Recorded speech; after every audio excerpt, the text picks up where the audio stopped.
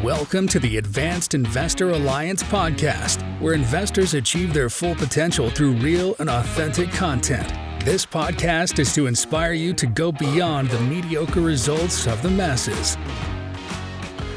Oh, what's going on out there in the commercial real estate space? Landlords, investors, folks trying to make money in the real estate space. I'm with my co-host, Zach Lorenzo. That's his name. Finally, he's just comfortable and he's loud in the microphone. And I'm excited about this podcast in a lot of ways. And it's going to be like a little long intro, but I'm letting the cat out of the bag. I don't usually give referrals. I don't let people know who I do business with. And this is my superstar commercial real estate broker, Randy Vaillancourt. What's going on? Welcome. I'm glad to be here. That was the intro. I told them I was going to give a super long intro. That's all I did. That came about 5 minutes earlier than I expected. Yeah. So this is how I met. So I met Randy at a meeting, a commercial real estate club meeting called a commercial real estate. What is it called, Zach? CREC, Commercial Real Estate Council. Yeah, it's once a month, and it was a mixer at Chalk, the sports bar. And this is about 3 years ago. And I was only going to these meetings for about a year and a half. And I'm like, this is never going well. I'm always underdressed. I don't know anybody in the building. And then I randomly met this guy, Randy. And Randy was just like, was extremely educating me on all kinds of stuff. And we're talking about deals and we're talking about all kinds of just real estate. And then we just connected.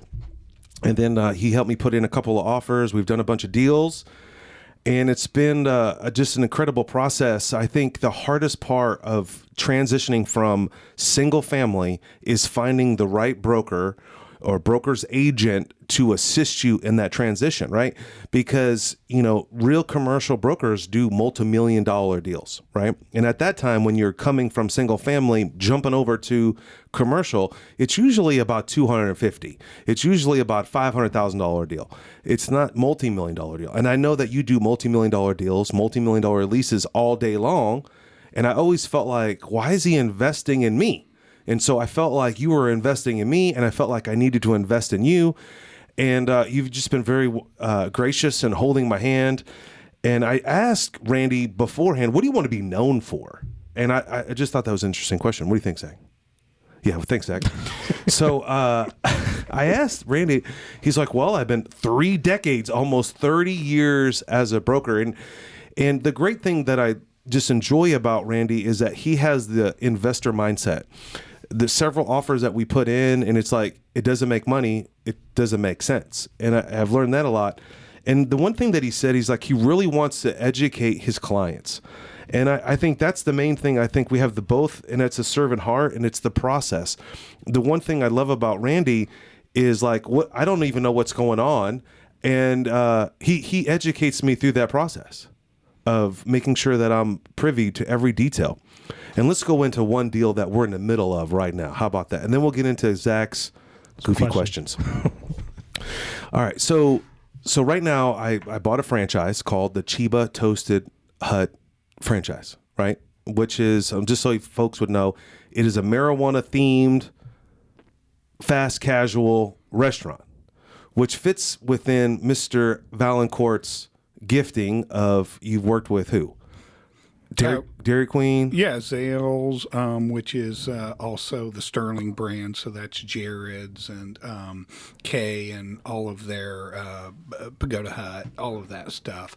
I've worked with Bank of America. I've done deals with Dairy Queen, Chicken Express, as far as finding them site locations. Most of the Dairy Queen locations you see around, I helped them with those site selections and found those sites for them and conducted those deals. So, it's a long list of clients. So is retail your specialty? Because I know that on 19th Street and more, you develop that whole area from Five Guys Burgers, that strip center, all that goes on 19th Street, which is retail your specialty, or is it development, or both?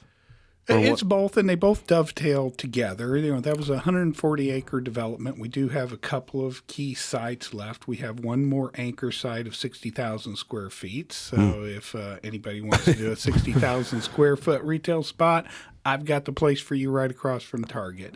But we also developed retail strips, which means you start getting into the tenancy for those and building that co-tenancy in whatever type of development it is. In that case, it's a Class A retail development, heavily anchored. And so, because we've got At Home and Winco bringing in customers, so you need to have co-tenancy that fits with what's there. And so in that case, it's mostly retail. Although we did carve off 15 acres for Owasso Land Trust to develop over 350 units of apartments there. Okay. So, when you control the land, you can do that. You can decide what the pieces need to be, and hopefully, that matches the market, because if you try to go against the market, odds are you're going to have one of those centers that sits out there for 20 years struggling until the market comes to it. I don't believe in the whole build it and they will come. You want the customer base there. But to answer your question, sorry, I went off a little bit. But I have experience with office and the industrial markets. Just through the customer base brings us a lot of deals, and I try to give them to some of the associates in my office when they're suited for it. Otherwise, if it's a transaction that I need to keep my hands on, I'll keep my hands on it. Okay. So the main goal today, I know we talked about Chiba, we're going to end with Chiba, but is about dealing with new investors that are coming from single family over in leases. The main crux of this podcast today is understanding leases. How does it work? What is a true triple net lease versus like a unique one with Family Dollar? It's like net, but it's missing the other end. And so how do you approach those? And can you give us some insight on those leases? So let's go into leases first. Zach, what's our first question? First thing is, when everybody I've talked to about commercial, they always talk about triple net lease, but they don't know of any of the other leases out there. The gross lease, percentage lease, modified gross. Is triple net the most common you see, or are they using these other ones as well? It depends on the market you're talking about, because in retail, generally speaking, it's mostly triple net, meaning you've got your real estate taxes, your insurance, and your building operating expenses, your common area maintenance, they'll often call it. So if you have those three components, and if those are passed through to the tenant on a pro rata basis, then that's called a triple net lease. Now, you mentioned a true triple net and terms like that, which are really slang. What they're talking about then is not only does the tenant pay the triple nets, but much more about the building. It becomes their responsibility. Roof, structure, plumbing, things that mostly the landlord is saying, hey, I'm delivering those to your premises. And I'll take care of the building structure. You take care of what's within your premises, and each tenant will.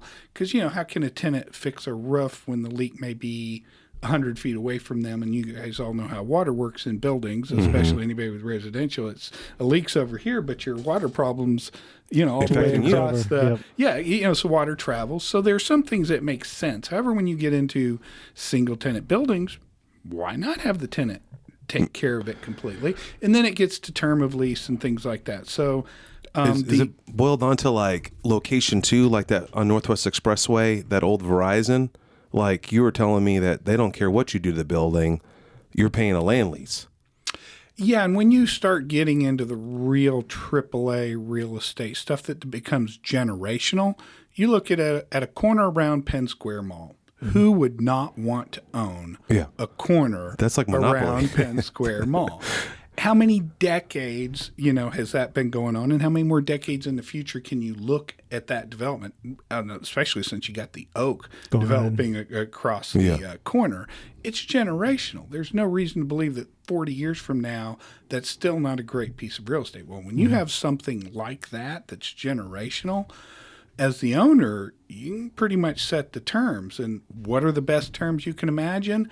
I do nothing and you send me a rent check every single month. To me, that's the deal I would like every single time. And if I was in a position to demand it, I'd sit in my chair and demand it. So that's what's occurring on that particular property. I just thought it was interesting. You're like, they don't care what you do to the building. You just pay this X amount of money, and that's just what it is. Well, and they have such long-term leases that the functionality of the building, after somebody's had it for 20 years, somebody else has to go in and go, oh, this doesn't work for me at all. This was a Sprint store. I'm a bank. The building has no value. So the owners kind of have dealt with that enough that they see, okay, I just need to do a land lease here and let whoever comes in deal with the building. So they can scrape it if they want to. They can scrape it. Just give me my value on the land every month, and we're content as the owner. So those are not pretty common. Those are very rare. Yeah, you gotta have a generational asset, and those are around the city. There's down there in Norman by used to be PDQ. My brother was looking at that building, and it was $6,000 a month ground lease, and you got the building. I want to own that. Can you make that happen? Well, open your wallet. Do you think they'll ever sell a generational property? Well, that has truly been generational. And if memory serves, they also own the land lease underneath Penn Square Mall. So that would not look like a potential seller. No. All right. So cool. So normal and commercial, is it typically always triple net lease, or is it always like, that's the one thing I enjoy about commercial. With single family, it's kind of the same thing. This is what it takes to do a toilet. This is what it takes. But a commercial, everything is different. Everything is unique, and everything is negotiable. Yeah, negotiable and play by play. So what do you commonly see in the leases? Like, is it different for retail versus industrial? Is it like, what's the comparison there? Or is it unique to every property? Like, what you want to educate someone, like how would they know? Yes, and I'd say that it mostly makes sense. So between each of the markets, industrial, retail, and office, you have different types of buildings. You have an office building, let's pick one, a mid-rise building. It's got 3 floors in it. You've got elevators. You've got maybe a chiller plant or some sort of cooling that's coming into the building. It's very difficult for an owner in that case to separately meter. When you think about the hallways and the offices and you try to figure out how you would ever separately meter that, it's really difficult solutions. So in that case, the owners go, oh, here's what we'll do. We'll make this a gross deal so that the tenants don't see the utilities, because why bother? It's more expensive to break it up than to just do a gross deal. And then they figure out a way to keep that as current as possible. And one of the ways is called base year. I don't know if we want to get into that, but they'll set the base year as the year that you go into the building. And then every year that the operating expenses increase, they'll increase your rent a little bit in order to catch up, right? Gotcha. But if they lost money on the year before, the owners lost money paying utilities that they didn't get compensated for. So as a landlord, you have to be very careful, and as a tenant, you have to be very careful that they're not passing through things that are objectionable to you, because it's all behind kind of a wall. So, in your leases, that starts to bring up one of the negotiating points in the leases. What are we doing with these gross expenses? When are you increasing them? And what do I get to see to make sure that you're not increasing them in a way that doesn't meet accounting principles? Interesting. So you can get burned as a tenant. You get burned. Like if your lease is not good, and if it it's allows gross, a landlord to pass through, say, capital improvements, and they make a $400,000 investment in their elevators, and then they pass it through. So you want to really look at your lease and go, hey, how are we dealing with capital items? What are they calling a capital item? Is the entire replacement of the parking lot maintenance or capital? Oh, that could really kill you. As a tenant, I didn't know that. You have to look into those issues, and people fly by. I know. No one educates you. Lease, and they just want to rent it. They're going to get rich being a business, and I didn't really realize they can just easily pass that on, and that would suppress that person. That can put them out of business. the tenant. And vice versa for the owner, too. If he doesn't have a well-structured lease that in his tenants in the building, they're paying for the basic operations of the building, and then you're getting your return. It's crazy. If your return starts getting eaten into, it's a different number. Yeah, it's not working. Wow. And then industrial is more like retail in that you can tell by the product. You got these industrial spaces where you can easily separately meter them. Why not do a triple net to actuals? And the tenant's paying their actuals and the landlord's collecting his rent, and you're negotiating on a much more arm's length. You have much fewer things to worry about on both sides. The tenant can see exactly what they're being charged, and the landlord to pass it through exactly what, and you still have to deal with capital items, and you don't want a landlord spending money on another tenant space and passing it through as building maintenance. Well, I'm still stuck on getting passed over, getting bent over. I mean, so let's keep this. But what's interesting? A friend of ours purchased a property in Founders Tower. And as soon as they closed, It was the whole floor, wasn't it? it was the whole floor in Founders Tower. All of a sudden, all these capital improvements were being passed to them. I didn't tell you this, Zach, but all of a sudden, okay, here, we redid this. Here's a $3,000 bill. We're going to stripe the parking lot, and here's this. And I thought this was an HOA situation, and it kind of is because it's ownership in this office building / tenant co-op thing. But they only own that property for a year. They bought it in an auction, and they just closed, and they had like easements, whatever the terminology is, but at least $7,000 of cost that they had to pay because they were owners of this building. Who makes this shit up? Who says, "Hey, we're gonna paint the walls today, and you're gonna have to pay $30,000 for the new paint job"? And it was by square footage. They own this much square footage in the building. It was some sort of a calculation in their agreement when they purchased this property. Again, now when you buy a piece of just one floor of a multi-20 floor building, that it's not. And I realize, in Oklahoma we're so small. This happens, got to be happening in New York. It's got to be happening in Dallas. Well, you've asked the right question, which is who controls these decisions for the bidding and the spending of money when you're in I believe that to be a condo situation. Right. And what if it's a percent of ownership, say? That's what they're basing the decision on, and you have somebody who owns 80% of the building, and they're perhaps the person that redeveloped it. And, they're going to make decisions if they're in control based on their 80% that benefit their 80% of the property. Sure. Which may mean they want capital investments made in the property to increase the value of theirs, and maybe it does on the others too, or maybe it doesn't because they don't need those particular improvements to help with their values. So the goal in going into that transaction is to actually understand the balances of power you have between the parties. You bought your floor, okay, at a discount, and I think they got reeled in. They bought it at a super price point, but didn't see how criminal this co-op condo situation is. I didn't even know that until later. Like during the process, they were choking on the whole deal the whole time, and they bought it. It was like a $500,000 price tag. They got it for $250. Thought they were going to do, make a ton of cash, rent it out at $18 a square foot, and then it realized they had a $2,000 HOA commitment. And here's my advice. So my advice going into a situation like that where you have, let's admit, that's one of the most complex sort of buildings you can go into.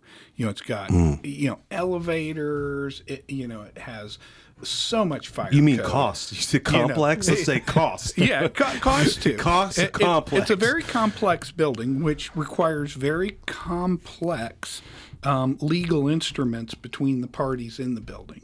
And you as a buyer going in may not be able to adjust that complexity. I mean, we can't digest the terms of service on our phones. It's too much.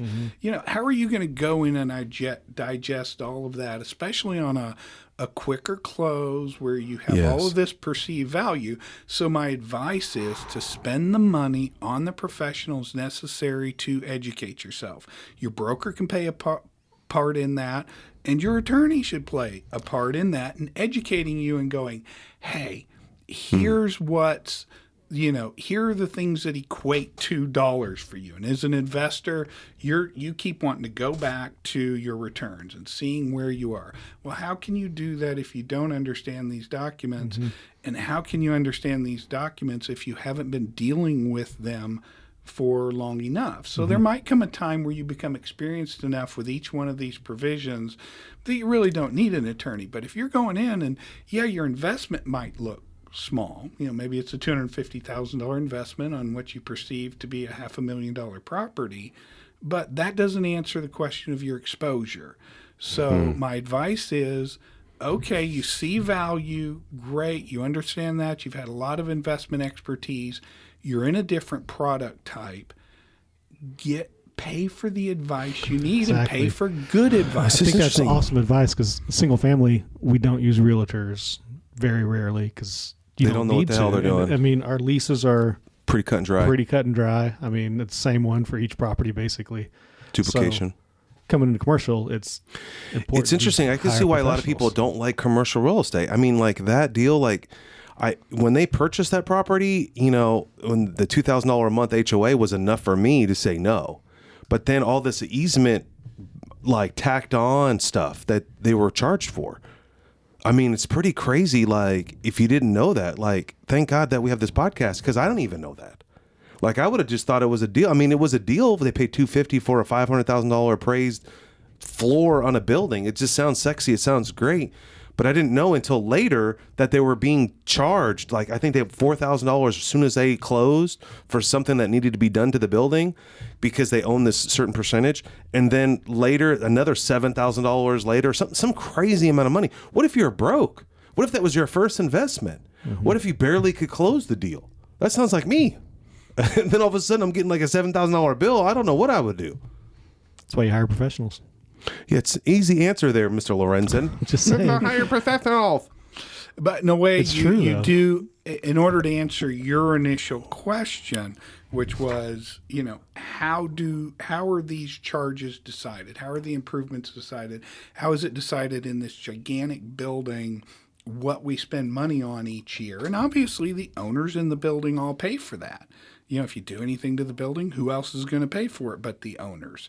So, you must understand those documents, even though they look like they're ancillary documents, they're side documents. Those will go to your bottom line. So if you care about your bottom line, you get a handle on the entire book of documents for your property, and that includes the balance of power on, who's deciding what's money spent to maintain that property. So I think that's all right. Much as you can get that. I'm just excited that I know you and you could help me and navigate all these things. I know each business is different, from industrial to retail. How, as a real estate investor, interview a broker like you? How do I find the specialty broker that's just committed to that? Because you see on LoopNet, there's thousands of different brokers. And how do I know what their specialty is? How do I know if this guy can handle this type of transaction? What question should I ask the broker to represent me? It's really going to be up to the broker to let a client know, where the depth of their expertise is and what they can expect out of that relationship. We all have, the Oklahoma Real Estate Commission outlines, obligations we have, fiduciary obligations, things we must do as brokers to meet the law. But beyond that, how does that broker actually fit your way of doing business? So the broker has to answer, yes, I know enough about this, or I know enough about that, and you can ask them, tell them what you're trying to do, and they should honestly answer back, yes, it's something I can do, or that I'm willing to do, and I have the expertise in other areas to do that for you, and that's fine. But it really is on them, and it's on you to vet them with enough questions that you feel comfortable. So that's why we had a bunch of lunches in the beginning. Yeah. Ask the questions, and then find out whether they're going to suit your style.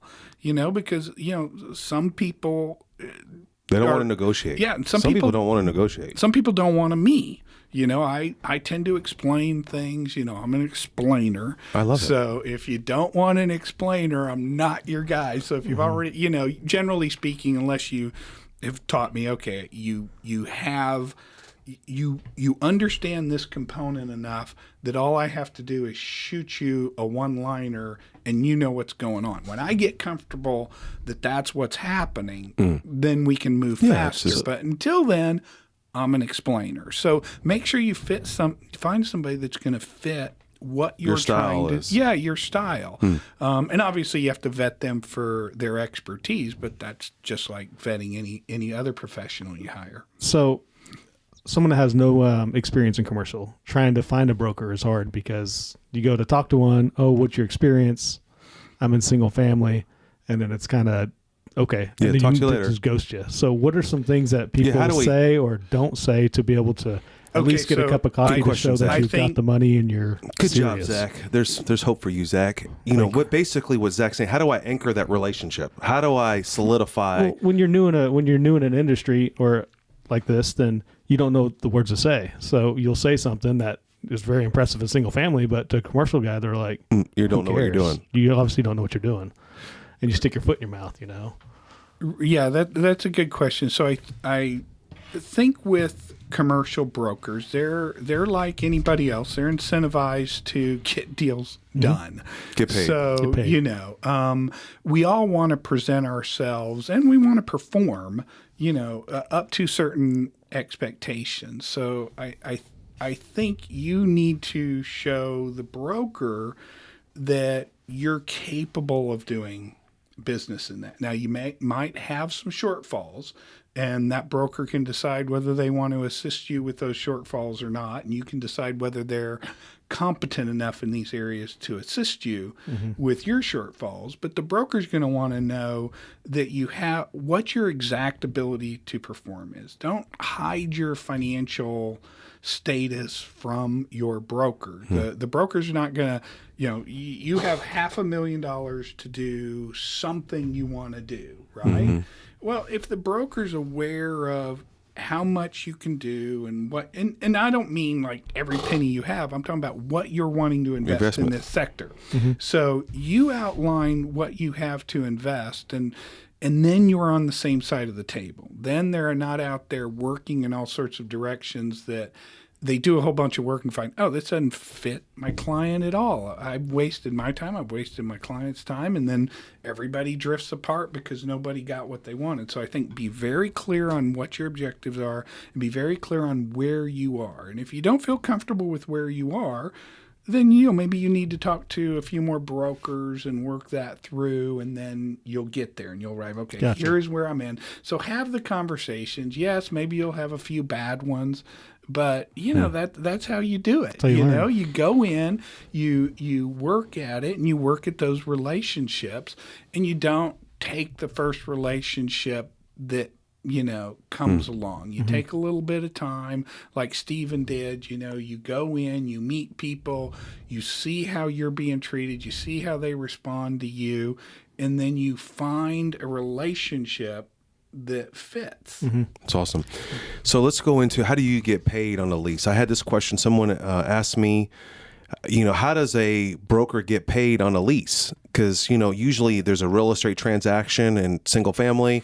Hey, I'm selling this house for 100. Usually it's 6%. Let's say the listing agent gets a percentage. They get a percentage. How does that work in the commercial world on a retail lease, let's say? So on a retail lease, our market is generally the brokers get paid. Let's say there's a landlord broker and a tenant broker.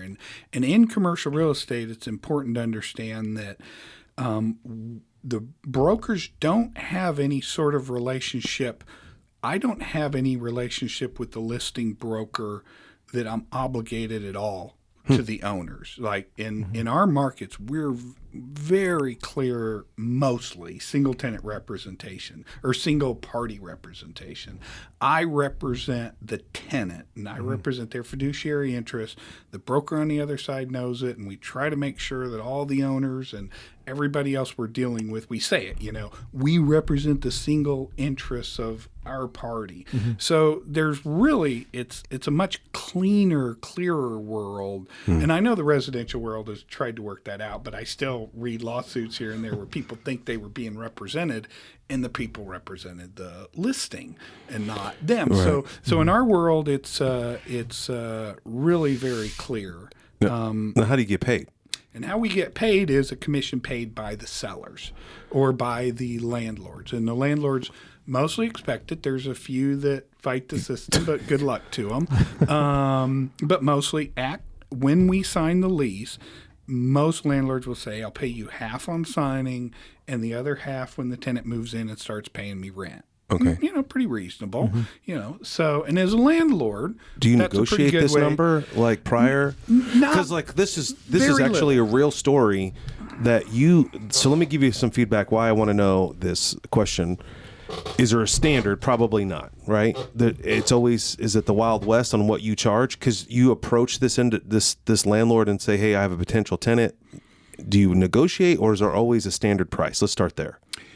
We do approach the landlords. Now, we have the brokerage community in commercials not as large as it seems. There's a couple hundred brokers that are doing most of the deals. Right. And then a percentage of those that are doing maybe, even more than that. But so, in those brokers, we've all worked together so often that I know they have their listing agreement in order, and they know I have my tenant representation in order, and I make sure they're listing the property. They say yes, and they say there's whatever commission, and then really the landlords, they already agreed in the listing agreement to pay their 6% divided equally between the two parties, and so we're past it and you already know that. Gotcha. And seconds. And then every once in a while you run into an owner who does not have representation. Resistant, right, and they don't have representation, and they're resistant to commissions, and you just talk to them, negotiate it, and make sure they understand that your you need to get paid. Expectations are this, and I need to get paid, and most of the time it works out. So is it for the total lease? Like, say I sign a 5-year lease or a 10-year lease, and you're getting 6% per year? How does that numbers work out? Yes, it's all paid up front. Yeah, I like that. Because we're not landlords, brokers. We're not in the business of. I want to be a leasing agent.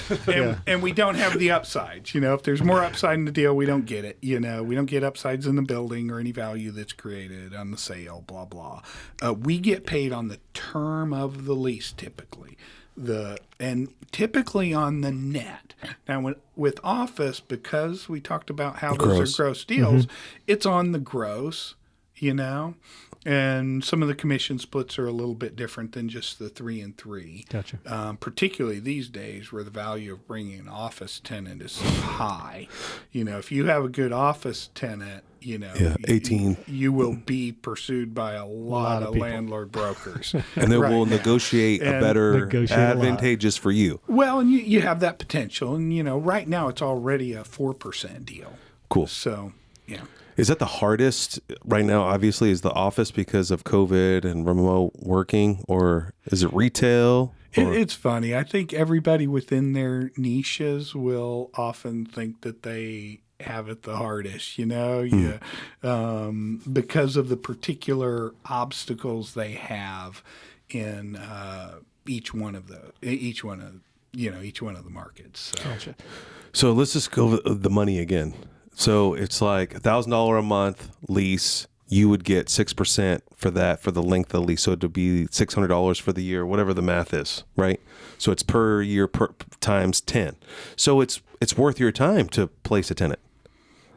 Yeah, depending on what sort of incomes you expect every year. You know, Your lifestyle. Sometimes BMW. it's relationship. You know, if you're doing some very small deals with Welcome some to the very club. small That's what he's talking about. B.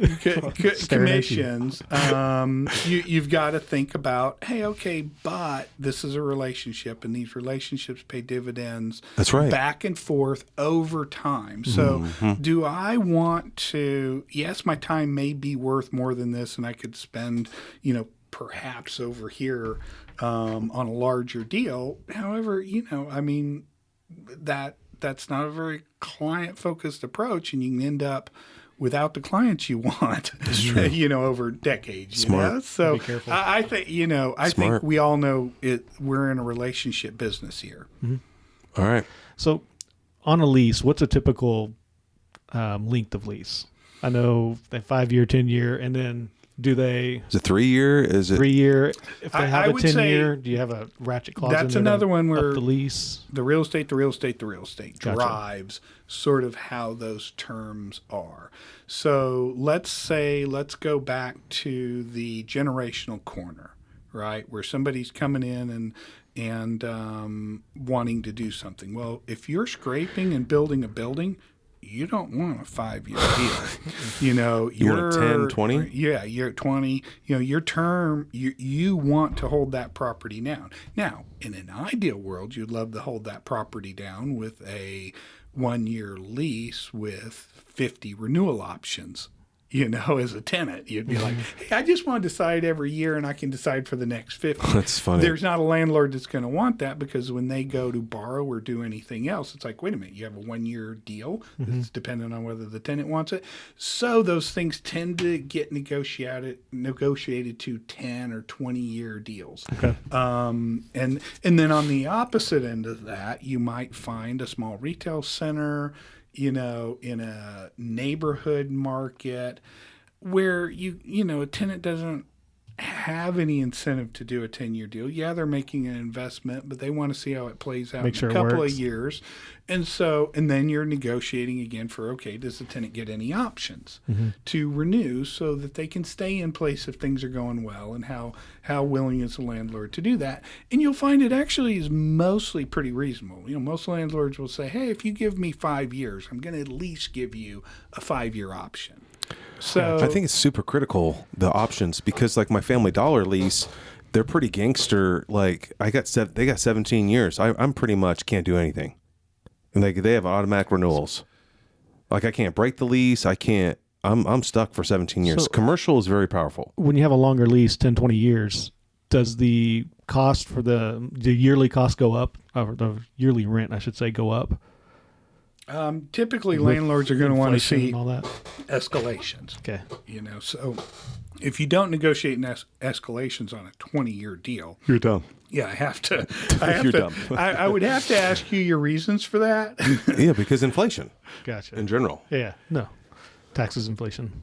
All right, so it's been 37 minutes. Do you believe that? We can go on for days. We need to have you on every other week, if you don't mind. Maybe we should start taking a donation just so we can have Randy teach us. But here's the question. So I'm in the middle of this franchise called Chiba, and I retained you or whatever. I said, hey, Randy, represent us. We need a facility. It needs to be this size. These parameters are very, tight. And you randomly found a landlord. How does that work to educate that landlord on paying you and giving you what you want? I mean, you've been like this master, because I saw the LOI letter and I saw all these things, and you're orchestrating that. Well, how did you approach this person? How did you find this location? How did this all transpire? Like, we were looking at LoopNet. We were giving you a bunch of addresses. You were giving us a bunch of stuff. And then all of a sudden, you randomly found this random property that wasn't listed anywhere, negotiated with the landlord, had the showing, had the LOI letter within the afternoon. Already we're negotiating this lease. How does that happen? That just sounds too good to be true in my mind. Okay, so some of that goes back to the client themselves. So let's say you're out there and you buy a franchise and you want to place some locations, or you have an idea yourself and you want to open open something.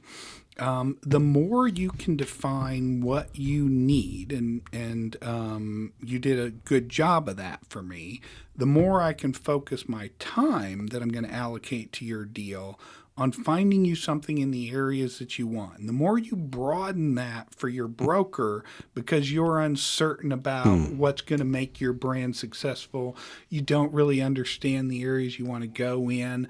Well, it's almost too soon to be looking for properties, because what you're going to do is you're going to tell your broker, hey, I want to be anywhere in Oklahoma City that makes sense.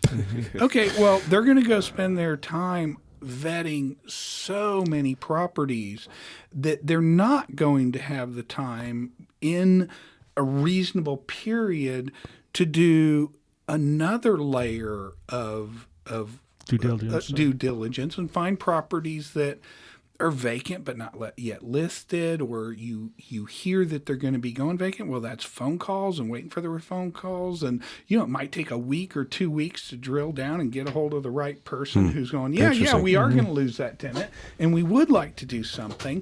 Well, how do you call 2,000 landlords? Yeah. So I think a lot of it comes from the client and being precise in your communications, or at least as open as you can about what you want, and then get your broker as focused as you can get them. Okay. Right? You want them to be, as late, because the more focused they are, the more time they're going to spend on that thing, the more time they're going to have to do that. So that's how that came about. What you did is you identified a couple of markets you wanted to be in that were the highest priority. And then I went in and went, okay, here's the obvious stuff. Let me vet that. What about the not obvious stuff that they could go into? And it's not going to be 1,000 things. You go along these 2 blocks and you go, okay, there's these buildings. So you were driving around? Oh, yeah, absolutely. Wow. Okay. Yeah. This is really cool. I'm telling you, this is real live. This is going on right now. We're in an LOI letter right now. And Randy just called, hey, I found this location. I would like for you guys to look at it. And so we went and looked at it, and it wasn't even for lease. Like, the tenant moved out, and was it random? You connected with this landlord? Oh, it was precisely, you pointed me to an area. I looked at the possibilities in that area. And obviously, as you gain experience, you see things that are not going to be viable, so you don't have to waste your time on them. But, that one was pretty obvious. You have... older restaurant already. Yeah, an end cap location, good signage, all the basics, and there's nobody in it, and there's no signage. Okay, I need to know what's going on there. So you chased it down? As your broker. Well, we have tools. We use CoStar's a pretty good. You took the initiative. You're downplaying this shit. I'm telling you, man. This is freaking epic in my mind. Well, it's gone. So let's just... badly though too, because I've had clients who have said, put me in Oklahoma City. I don't, and as hard as I try, I can't get focused, and so then they get this report with 50 things on it that are not as tightly vetted, and the idea that we're getting stuff that's like off market or not yet to market. I can't do it in the time frame that they need, and it may be impossible anyway. Maybe when I got an AI plugged into my head, I'll be able to do that. But right now, I need focus. So I need to get to that place with my clients, and I can't always. And sometimes the bus goes into the ditch, and I feel bad, and I know it's happening, but I can't get the focus I need, and we try to, and sometimes it works out. You give them 50 things, they see what's going on, and they go, oh, okay, and then you find direction together. Okay, gotcha. So in layman language, so you pretty much had a concept going on. You knew that these are the things that we're going to need, just like this whole HVAC thing that you worked out, which my franchise company was like, hey, this is a triple net lease. You're going to have these big expenses, these mechanicals, and you already knew that going in. And I remember walking the building, you were kind of beating the gal up. You're like, hey, how long has this AC been here, and who takes care of it? And she's kind of flipped, the landlord. She was like, well, we take care of the roof. But she didn't say anything about the HVAC. And you come back after we submitted the LOI, you're trying to get the hard, true details of what's going on and what our expenses are going to be. And you've already had all this dialed in before we even saw the property.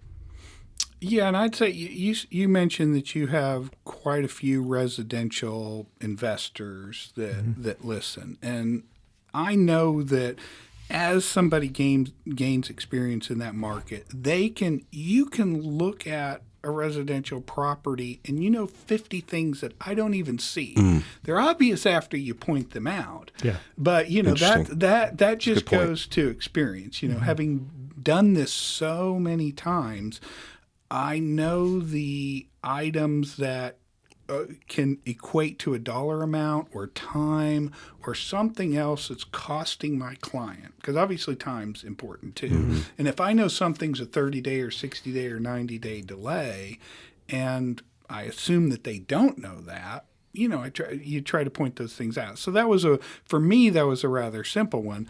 I want to know going in, because I know these leases put responsibility on the air conditioning to the tenant.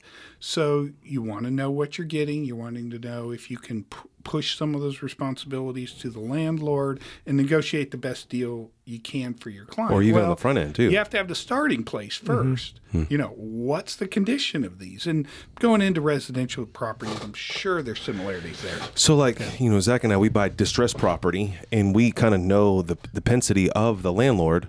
And I was trying to fill out this landlord, and every time I try to advise you, you would buck me. I was like, "Hey, she seems motivated," and you're like, "Steven, she has like 5 strip centers." I mean, can we? How do you? Is there signs that you could see that? Does that make sense? There's signs like we'll ask a simple question like, "What are you going to do with this closing?" I'm going to go buy a new car. Or I'm behind on my payments. I mean, there's ways that we can distinguish between their motivational level. On this landlord, I mean, when we got there, they had like 5 people cleaning it out. So they seemed motivated to me. It was a chain that left. So that's a lease that they're losing revenue on. I could see they're having some conflict with cleaning up the property. I saw a lot of things that would frustrate me as a landlord. And yes, hell yes, I want to get this thing rented out tomorrow. Did you pick up on any of these things? I know you kept kind of putting me, slow down, Daddy. You're like, hey, let me do my job. I'm like, is she motivated? Is she willing to sell? And you're like, I don't know. She's trying to, and you gave me that other tip. You're like, she's trying to get it leased out, get the highest NOI so she could sell it. All these things I was learning. How do you pick up on those things? That just experience, certain things that they say. Give me some dialect there. Like, tell me what you were thinking when you saw this gal. And I saw 5 people in there cleaning, and then there were little ants. And as soon as we showed up, they left.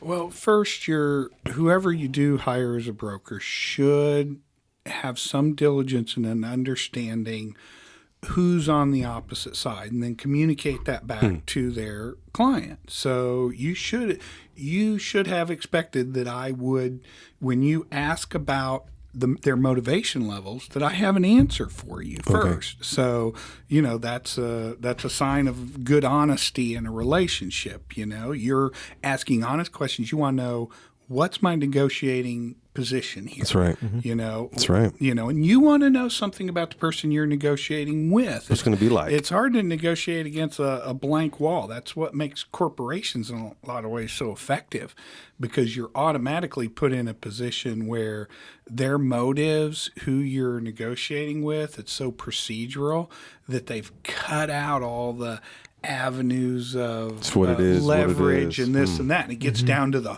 hardcore leverage. So in that particular case, you just needed some information, and I had it. So I just thought it was interesting, just the way I'm that distressed property investor. I want a deal. It was like almost like our Chicken Express deal that we did, where I'm like, I was pins and needles for weeks, and you're like, hey, that guy's on his yacht. Like, I can't get a hold of that dude. I'm like, Randy, why we haven't had a counter? And I'm like, I'm pins and needles, and then you call me 3 weeks. Yeah, you got the deal. And I was like, how do you see these things? Because we only know single family. Yeah, we know they want to close right now. You look at a place, you bring a contract. They want money right now. Now. And you got wealthy people that own 20 Chicken Expresses that I'm trying to negotiate a small deal with, who my $150,000 offer was like pennies to him. And then you got this gal that owns this strip center that I'm trying to get into, and not be overzealous and not be dumb too, and not get all the TIs and get all the advantages of having a 5 to 10 year lease. Okay, so that goes right back to the motivation. So what I want my clients to understand is what are the goals of the landlord?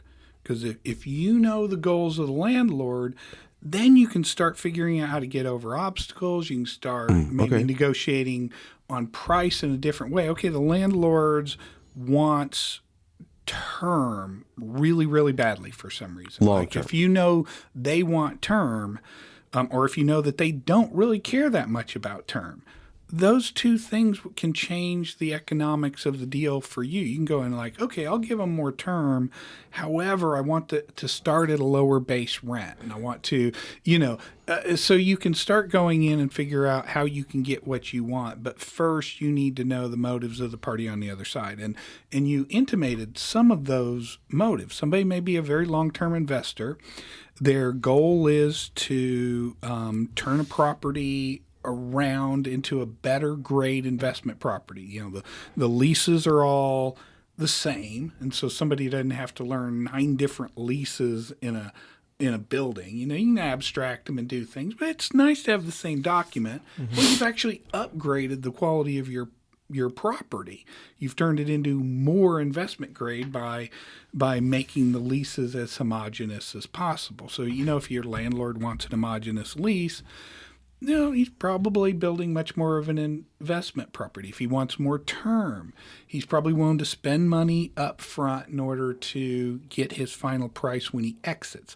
Because, the exit strategy is often where you can find your returns. Sometimes you don't find your returns. So their motivation could be totally different. Because I'm still single-minded and single-family, and I'm like, hey, let's negotiate what this square footage number. And you're like, whoa. You said this in passing. You were like, hey, let's just get the LOI going and let's just see how they respond to the LOI letter. And then let's ask for those things. I thought that was, single family again, we're like trying to get it done. We're trying to get the best deal possible. But in your world, you kind of slowed me down. You're like, okay, let's just see how she responds to this LOI. And then when we found that her response was awesome, you're like, okay, now I could ask for these things. I just thought that was a very interesting process for me. Just, I guess it's the level of negotiating, the level of time that it takes to get a deal done versus it might need, you might need to have an attorney to look at it. You might need to let them marinate on it or define your brand and what you're trying to accomplish there and how you can fit all that into getting more tenant improvements, getting maybe free rent. Or what do they want? Do they want cash up front and you get a more discount? It blew my mind being on this side of the fence, not a landlord, being a tenant, trying to get the very best deal because I'm trying to work on a budget, right? I have to know exactly what it takes at this square footage, at this food cost to produce this product. I already have that built down. I already know exactly what it takes. And I want to make more money. So I'm trying to get the lowest lease possible. It was just interesting, the whole dichotomy on my side, and then seeing you orchestrate this on your side, it was just, and I know we're still in the middle of the negotiations right now. We haven't signed this deal, and just so you know, and talking to the bank too. So after we got the LOI letter back, I called the bank because I'm all about getting the money ready, and I'm like, hey, did I get approved for the loan? He's like, yes. It's weird on SBA loans, and I was like, okay. What happens next? I'm not joking. This is a true story. Yeah. I'm like, single family, I always have like contingency plans. I have a bank lined up. I have private money lined up. And in this deal, because I like to close. And so I have private money lined up on this deal. And I also have an SBA loan in process. I don't know if you knew that. Sorry, I'm telling you. I keep you in the dark on money. But I have all this lined up. And I'm like, after you got the LOI letter back, I'm like, dude, I haven't heard from this bank in like 10 days. I'm like, are they still underwriting me? I'm like, what's going on here? This whole commercial world is just different. Mm-hmm. And he's like, yeah, you're good to go. We had to make sure because your net worth was higher than what SBA approves and all this other jazz. But he's like, I just need an LOI letter and I can give you a term sheet.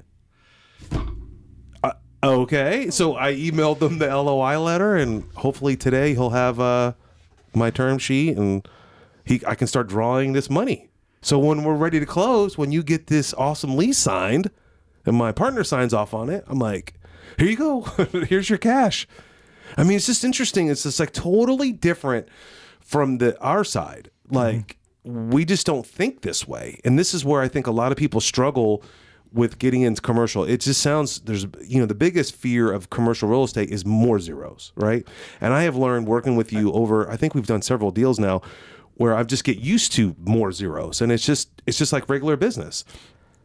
But getting that money lined up and getting over the fear and walking and trusting the broker through this process is this been very interesting for me. That comment, more zeros, I use it quite a bit, but it's way more than that. And I think that's what keeps people from jumping into it. Because as you see here in the last 30 minutes, all this information is completely different than what you're used to. And no one knows this. Like there's no class. Nobody teaches it. Like Zach and I, let's go get our CCM license or CMI, whatever the hell it is. Like, just so we can get educated. We Google stuff just to learn about it. Yeah, and people ask me, they think I'm some super authority guy. I'm like, dude, I'm just falling and failing. I lost $20,000 on one of my very first deals with you. We tried to negotiate that deal, and I'm like, I'm building. This is me personally on my side. I'm trying to build. This guy's giving me time. He's educating me every time I take him. I don't know what the hell he thinks of me. Yeah, you may be some savvy landlord, but on the commercial side, you're boo boo. And I'm like, and then one of our very first deals, it collapses. It was phase 3. You thought I was on drugs. You're like, why are you going to phase 3? Don't worry, Randy, I'm going to get this deal. And it crumbled in front, and I felt really bad. We spent all this time and energy, and the deal foils. And I'm like, I don't want to lose my relationship with you because you've invested a ton of time. Well, the due diligence of a property will kill some of your deals. So in that case, it was environmental, but I've seen it with the title commitment. I mean, I'm sure you've seen things in your world on the title commitment, but I've seen horrific things on the title commitment that make it so that what you plan on doing, you cannot do. And you don't really know that until you've spent money. And so you just, it's one of those cautionary tales of there's a reason the structure is in place for most commercial transactions, because like everything, it's been a business that's been going on a long time. People have found areas where they lose money and they lose money and they lose money, and then processes start coming in. And in that case, it's the escalating phases of environmental, because obviously you could go in and do everything all at once if you wanted, take all the samples, I mean, you could jump right through all the phases, but you obviously don't want to dump that money out there at once, because the phase 1 may tell you enough to back off. The title commitment may tell you enough to back off, or to proceed. Well, so I think it just brings up the other deal. I think you have to respect the process a little bit. You're killing me. So let me tell you about this other deal. I bought this medical facility. Remember this little 5,000 square foot space? And Randy's like, yep, I can get a tenant for you. And within a week, you had a tenant. Remember this? A daycare. Everything was great. 6 months later, after they try to get an occupancy permit, you're like, I think the title commitment is medical only or something. Again, that's that resulted in me selling that property. The village would not allow me to have a daycare. We had like a line of daycares willing to rent the space because it was right on the freeway. I mean, right on the main drag. It was an ideal location for a daycare, but the village kept screwing the tenant over. And we were waiting. We're like, hey, we signed a LOI letter with these people. We're ready to go. We're ready to deliver the property to them. They can't take possession until they have occupancy. Remember this drama? Oh yeah, that's the opposite of kind of what we've been talking about, where yes, the commercial process tends to slow things down, but that does not mean that you're not vulnerable why it's slowing down. The village was ultimately willing to provide an occupancy permit, but their processes took so long with the tenant that the tenant eventually went and found something else. See, I think you're really nice there. I think that's bullshit. I think that they delayed this because they didn't want a daycare in there. it was one guy that needed to sign off on this occupancy permit, and he was always on vacation. The poor little tenant was chasing around, and they had like 2 days to get this signed, or they'd have to. They already spent $10,000 trying to get this occupancy. You don't remember this? Well, yeah, but I think Damn. I think you give the governmental authorities too much credit. They don't often have much in the way of malice or anything like that. It is absolutely usually they either don't care, you know. It's mostly they don't care. They just move very slowly on what they do, or they just more care about checking boxes and everything else. If you return a form and you miss a check box, they're fine with it. They don't care that it takes another 8 weeks for you to resubmit. Yeah, but I just lost another 2 months of revenue. Right, but that's not their deal. Not their. So I think it's really not very often malice. I usually find it's just that they don't have any incentive whatsoever to care about time. No, be quiet. Listen, I remember you're like Steven, you're like, I really think they want a medical office here. And you're like, and you said something about my title commitment that I probably didn't read. And so I was like circling back, like, where is this title commitment? Let me read, because it may be a contingency in there. I didn't see it. Because, because I bought the building at a massive discount. But anyway. So read your title commitment. Yeah, read your title commitment. We need to have that podcast. But what was really awesome is that you sold that thing you flipped it for me, and with the crazy purchaser. Which, do you remember that? Oh yeah. Yeah. And it was just an awesome transaction, but it was just a lot of learning lessons about fire code and we went round and round over the security system. I don't remember, for at least 6 weeks, I was like, no, let them pay for it. No, that's your job. Why? No, you need to have a fire alarm system in there. I was like, is that code? You're like, yeah, that's code, dude. Like, that's your job. Well, they're the tenant. I remember these conversations. I was really nice though, but on my side, I was screaming. I was like, $10,000 to put in a fire alarm system just to say if there's a fire, yes or no? Not even a sprinkler system. This commercial 101. I should just write a book on all the BS in my mind. On my mind, I'm like, why do I have to worry about this? You're like, they can't get occupancy permit until they get this done. So do you remember this? You looking at me like a blank stare. I'm no. I remember it all. Okay. I'm really nice on the phone with Randy. Randy has no idea that I'm a psycho. But I'm all on the phone. I'm hanging up. I'm like, damn. Now I got to call these fire people and try to get the price. It was very frustrating. Anyway, let's end this damn podcast. Let's do it. I'm getting frustrated. I can tell. What's your last question there, Mr. Lorenzen? My last thing is, I don't know how long it'll take, but so you got a retail strip center, white box, ready to go. How would somebody go about leasing it out? Should they straight call a broker? Do they try doing it themselves? To represent them? That's new? Yeah, I mean, I normally... I'm in the brokerage business. I do see the value of brokerage. And, if you got a broker that knows what's going on in the areas and know that the tenants that are going to come to that area, they can get focused again. And, focus is key. Smart. If you're not focused, you're spending your time on things that aren't going to add value. So you want to get a broker that's going to add value for that particular product type.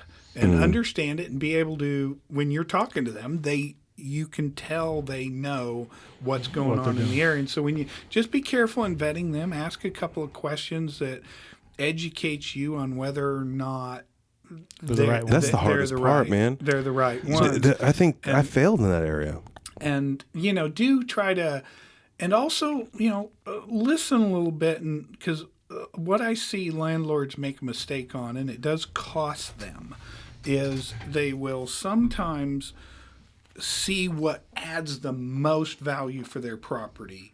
And that's where they spend their time, attention. That's where they direct their brokers. They're like, I want this type of tenant. I want a national cell phone. I want one of the big three, right? Okay, but you're not anchored.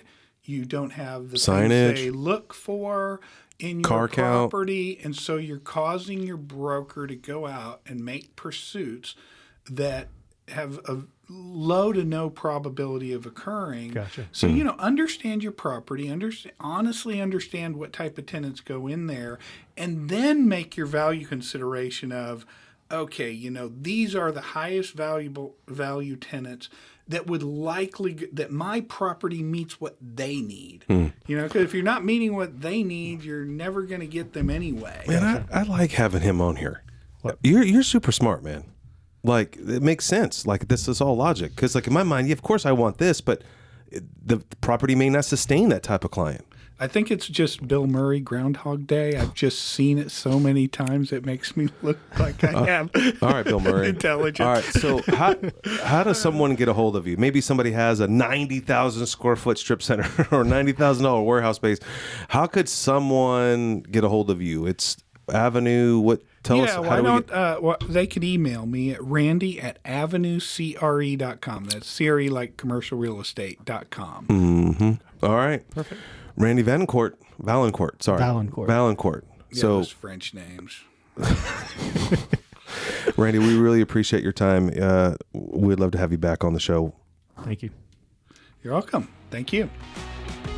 Thanks for listening to the AIA podcast. Stay motivated by listening to our other powerful episodes at advancedinvestoralliance.com.